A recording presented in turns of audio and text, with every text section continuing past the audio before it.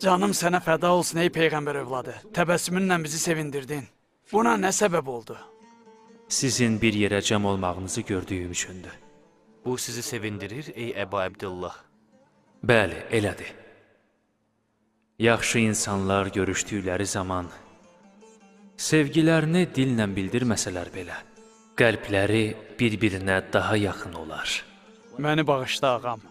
Axı biz bu birliyi başqa dinlərdə, təriqətlərdə də görürük. Pis adamlar görüşdükləri zaman həmişə dildə mehriban olduqlarını göstərsələr də, ürəkləri bir-birinə şəfqətdən uzaq olduğu qədər uzaq olar. Amma ağam, bəzən sadəcə mehriban kimi görünməyə, bir-birimizlə yola getməyə çalışırıq. Bir-biri ilə yola getmək möminlərdən tələb olunan bir cəhətdir. Belə ki, iki cür əxlaq vardır. Biri niyyətə, digəri isə təbiətə bağlıdır. Ağa, mümkünsə bunun mənasını bizim üçün açıqla. Təbiətə bağlı olan anadan gəlmə əxlaqi keyfiyyətlərdir. Kimisi həlim, kimisi olduqca az danışan, kimisi də xeyirxah olur. Əsas məqsəd budur ki, sən özündə həlimliyi görmədikdə, həlim olmağı, boşboğazlıq etdiyini anladıqda, susmağı öyrənməyi və xəsis olduğunu gördükdə, özünü qonaqpərvər kimi göstərməlisən. Ağam, bunlardan hansı üstündür? Təbiətcə əxlaqlı olan şəxs onsuz da başqa xəsiyyətdə ola bilmir.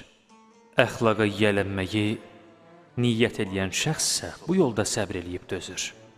Bu daha üstündür. Ağam, biz həmişə sənin yanında olmağı arzulayırıq, amma qazanc dalınca getməyimiz səninlə görüşməyimizə əngəl olur. Qorxuruq ki, dinimizin hansısa hökmünü öyrənməkdən məhrum olaq. Yazın ey müfəssəl, elmi yazın və öz aranızda yayın. Biz kitablarımızı atalarımızdan irs alırıq. Amma cəmaatın çox az hissəsi bu işlə məşğuldur. Cəmaatın elədiyindən bizə nə ey müfəssəl?